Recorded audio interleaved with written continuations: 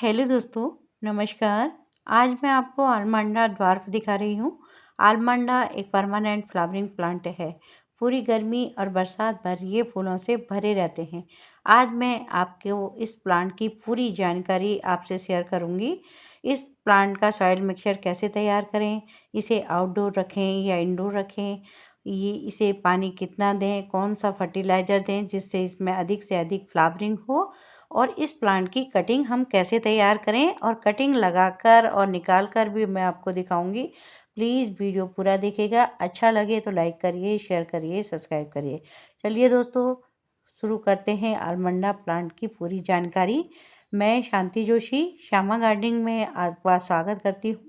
आज जो पौधा मैं दिखा रही हूँ ये है आलमंडा ड्वार्फ। इसका जो सॉइल मिक्सचर है इसके लिए मैंने ले ली है, देखिए, कुछ मिट्टी, और मिट्टी के साथ ही मैं इसको हल्का करने के लिए मिलाऊंगी धान की भूसी। मैं धान की ये जो राइस हस है इसको ही ज़्यादा इस्तेमाल करती हूँ, और जो मिट्टी मैं आपको दिखा रही हूँ इसमें मेरी आधी मिट्टी आधी गोबर की खाद है, और वो पहले से ही मिक्स रहती है मेरी। और इस तरह से मैंने ले ली है धान की भूसी, और ये इससे मिट्टी बहुत हल्की हो जाती है। इसमें पानी का की निकासी के लिए मैंने मिला दी है इसमें सैंड, और सैंड को भी मैं साफ़ करती हूँ। इसमें जो बारीक वाला रेता होता है, मिट्टी सीमेंट जैसा होता है जो, उसको मैं धो के तैयार कर लेती हूँ, और फिर मैं मिला रही हूँ इसमें नीम की खली। इस तरह से ही मैं सारी मिट्टी तैयार करती हूँ, और ये नीम की खली पौधों के लिए काफ़ी फ़ायदेमंद होती है। इसमें काफ़ी माइक्रो न्यूट्रिएंट्स होते हैं, तो इसको आप ज़रूर मिलाएं। ये पौधों के लिए बहुत ही अच्छी रहती है। आपने देखा होगा दोस्तों, मेरे सारे पौधे काफ़ी हरे भरे और एकदम ग्रीन रहते हैं। अगर आप सामने से पौधों को देखेंगे तो बहुत ही अच्छा आपको लगेगा। मेरा गार्डन पूरा फूलों से भरा हुआ है इस समय, और इतनी ज़्यादा फ्लावरिंग हो रही है। और ये जो आलमंडा मैं आपको दिखा रही हूँ ये जुलाई से इसमें फ्लावरिंग शुरू हो जाती है, और ये अगस्त में तो और ज़्यादा फ्लावरिंग होती है। बरसात भर ये फूलों से भरा रहेगा, और इसके फूल भी काफ़ी दिनों तक बंच में बने रहते हैं। ये लंबे समय तक प्लांट में बने रहने के कारण ये पौधा बहुत ज़्यादा खूबसूरत दिखाई देता है। और जो ये मिट्टी तैयार कर रही हूँ इसको पूरी अच्छी तरह से हम पलट पलट के इसको बिल्कुल मिक्स कर लेंगे, जिससे कि गोबर की खाद और ये भूसी और जो सैंड मिलाई है नीम की खली वो पूरी तरह से मिक्सचर में मिल जाए। तो जिससे जितनी अच्छी मिट्टी मिली हुई होगी उतना ही अच्छा पौधों को न्यूट्रिएंट्स मिलेगा। तो ये बहुत ही अच्छी तरह से मिट्टी तैयार हो रही है और हो चुकी है ये। अब मैं आपको आलमंडा का पौधा लगाते हुए दिखाऊंगी। ये जो मैं लगाऊंगी पौधा, उसे भी मैंने ये कटिंग से ही तैयार किया है। छोटी कटिंग थी, मेरे पास पॉलीथीन थी, मैंने उसमें डाल दी। मेरे पास आलमंडे के काफ़ी पौधे हैं, और ये पूरी तरह से इसमें जड़ कवर कर चुकी है। ये देखिए कितना अच्छा निकल के आया है। और अब मैं इसको आपको लगाते हुए दिखाऊंगी, और इसकी कटिंग भी मैं आज लगा के भी दिखाऊंगी। तो देखिएगा आप। देखिए मिट्टी कितनी अच्छी बनी हुई है, एकदम हाथ में लड्डू ना बने इस तरह से मिट्टी आप बनाएं। और दो पौधे मेरे पास हैं, ये मैंने दोनों को ही लगाते हुए दिखाऊंगी। दोनों ही मैंने कटिंग से लगाए थे, और कुछ टहनियाँ इसकी टूट भी गई हैं, वो उसको मैं लगाते हुए भी दिखाऊंगी। तो बहुत ही आसान और सरल तरीका है इसको लगाने का। मेरे वहाँ आलमंडा के 4 पौधे हैं, और 4 में काफ़ी अच्छी फ्लावरिंग हो रही है, और कुछ कटिंग मेरी तैयार हो गई है, कुछ हो रही है। तो मेरे पास इसके काफ़ी पौधे हैं, 15 से 20 प्लांट मेरे पास इसके हैं। तो ये देखिए मैंने दोनों ही पौधों को अच्छी तरह से निकाल लेती हूँ, और निकालने के बाद मैं आपको लगाते हुए भी दिखाऊंगी।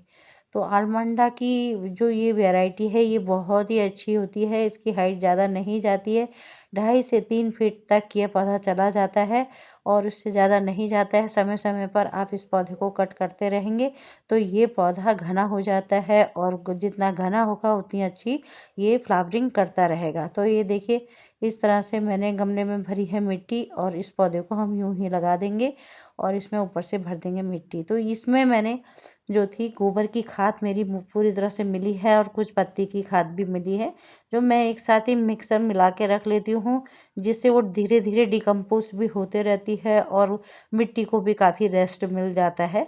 तो एकदम एक गमले से मिट्टी निकाल के दूसरे गमले में अगर हम भरेंगे तो उतनी अच्छी ग्रोथ पौधों की नहीं होती है, क्योंकि मिट्टी थक चुकी होती है, तो थोड़ा उसको रेस्ट की भी ज़रूरत होती है। फिर से नई ऊर्जा के साथ मिट्टी तैयार हो जाती है, तो थोड़ा रेस्ट भी मिट्टी को देना चाहिए। तो इस तरह से देखिए मैंने दोनों ही पौधे इसमें लगा लिए हैं, और इससे जो भी कटिंग निकली है मैंने इसमें से कटिंग काट ली है, और ये देखिए इतनी सारी कटिंग हो गई है मेरी। और मैं इसको लगाते हुए भी दिखा रही हूँ कि किस तरीके से, ये देखिए रूटिंग हार्मोन है, और छोटी छोटी कटिंग ले ली है, इसमें भर ली है मैंने सैंड, और सैंड में ही मैं इसको लगा रही हूँ। आप चाहें तो नॉर्मल मिट्टी में भी इसे लगा सकते हैं, सैंड में भी लगा सकते हैं।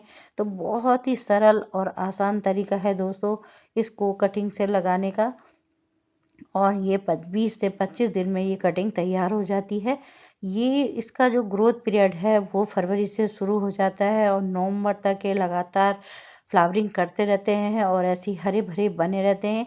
दिसंबर और जनवरी 2 महीना ये डोरमेंसी पीरियड पर रहते हैं। उस समय पौधे को बचाना थोड़ा मुश्किल हो जाता है। उस समय आप इसे धूप में रखें और इसमें पाला ना पड़ने दें। अगर पाले में रहेगा तो ये पौधा सूख सकता है। और देखिए मैंने सारी कटिंग लगा ली है, और इसमें हम डाल देंगे पानी। ये पूरी अच्छी तरह से पानी इसमें नीचे तक ड्रेनेज से बाहर निकल जाए इतना पानी डालें। देखिए ड्रेनेज से निकल गया है, और आज मैं हो गए हैं 25 दिन। 25 दिन के बाद मैं आपको दिखा रही हूँ कि मेरे पौधों की ग्रोथ कैसी रही। बरसात का मौसम है दोस्तों, और पूरी तरह से बहुत तेज़ी से इस समय ग्रोथ होती है पौधों की, और इतनी सारे पौधे मेरे बनकर तैयार हो गए हैं, और इतनी सारी कटिंग लग गई है। मैं निकाल कर भी आपको दिखाती हूँ। वैसे तो पौधों को 40 से 45 दिन तक आप कटिंग को ज़रूर रखें, परंतु ये मुझे दिखाना था तो मैंने 25 दिन में ही निकाल लिया है, परंतु ये रूट बन चुकी है। देखिए 25 दिन में रूट इसकी ज़्यादा नहीं बनती है, परंतु पौधा लगाने लायक तैयार हो गया है। इस तरह से हम इसकी कटिंग तैयार कर सकते हैं। अगर हम इस पौधे को लेने जाएं तो ये 50 रुपीज़ से लेकर 80 रुपीज़ तक मिलता है। अगर इसमें फ्लावरिंग हो रही है तो ये पौधा 2 से 250 रुपये तक की रेंज में मिलता है। पौधों की ग्रोथ के हिसाब से ही ये पौधे मिलते हैं। तो देखिए इतने सारे पौधे मेरे बन गए हैं, और बहुत सारी कटिंग मेरी तैयार हो गई है। कटिंग से लगाना इसको बहुत ही आसान है, और जब इस तरह से पौधे तैयार हो जाते हैं दोस्तों तो बहुत ही खुशी मिलती है। इतनी खुशी मिलती है कि उसको मैं व्यक्त नहीं कर सकती हूँ, क्योंकि गार्डनिंग के जो शौकीन हैं वो इस तरह से जो पौधों को पसंद करते हैं वो तो खुद ही बता सकते हैं कि कितना कितना आनंद मिलता है जब हमारी इस तरह से कटिंग तैयार हो जाती है। तो देखिए इतने सारी कटिंग हो गई है, और मैंने सारे डिब्बों में भर ली है मिट्टी, और जैसे मैंने मिट्टी तैयार की थी सेम वैसे ही मैंने ये मिट्टी तैयार की है। और ये 5 से 6 इंच के डिब्बे हैं, और पॉट हैं, मैं इसमें लगा रही हूँ। देखिए कितनी मजबूत कटिंग 25 दिन में दोस्तों इसकी ग्रोथ इतनी अच्छी हो गई है, क्योंकि ये इसकी जो नोट एरिया होता है ना वो बहुत नज़दीक नज़दीक होता है। 1 इंची के अंदर होता है। तो इस जब भी आप लगाएं इसके 1 से 2 इंच 2 नोट एरिया आप मिट्टी में ज़रूर दबा दें। देखिए इतने सारे पौधे मेरे बनकर तैयार हो गए हैं। अब ये छोटे पॉट में लग गए हैं, जैसे ही इनकी ग्रोथ हो जाएगी तो मैं बड़े पॉट में लगा दूँ। इस तरह से आलमंडा की कटिंग से आप चाहें तो कई प्लांट बना सकते हैं। बहुत ही ज़्यादा खूबसूरत पौधा है, और आपके गार्डन में बड़े बड़े पीले रंग के फूल खिलेंगे, बहुत ही सुंदर दिखाई देता है। अगर कलरफुल प्लांट हों और हर कलर के पौधे हों तो बहुत सुंदर लगता है। ये एक सन लविंग प्लांट है। इसे आप ऐसी जगह रखें जिसमें 5 से 6 घंटे की धूप इस पौधे को मिलते रहे। बार बार उसकी लोकेशन चेंज ना करें, उससे पौधा स्टेट में चला जाता है। ये मेरा पौधा 2 साल से यहीं रहता है गार्डन पर, और इसी जगह पर रहता है, और इसी जगह पर ही इसमें फ्लावरिंग होते रहती है। मैं बार बार इसकी जगह नहीं बदलती हूँ, सामने फ्रंट में रखा हुआ है, और ये बहुत लंबे समय तक फ्लावरिंग करता रहता है। सर्दियों में मैं थोड़ा साइड कर देती हूँ जहाँ पर इसके ऊपर पाला ना पड़े, और ये बच जाता है। फिर फरवरी में आते आते ही इसमें नई नई पत्तियाँ आने लगती हैं, और ये फिर से ग्रोथ करने लगता है। और जैसे ही बारिश का मौसम आता है तो बारिश की बूंदें जैसे इसमें पड़ती हैं तो ये फूलों से भरने लगता है, और बहुत बड़ी बड़ी कलियाँ इसमें आने लगती हैं। बहुत ही सुंदर पौधा है, और बहुत ज़्यादा फर्टिलाइज़र भी इसको नहीं चाहिए। Thank you.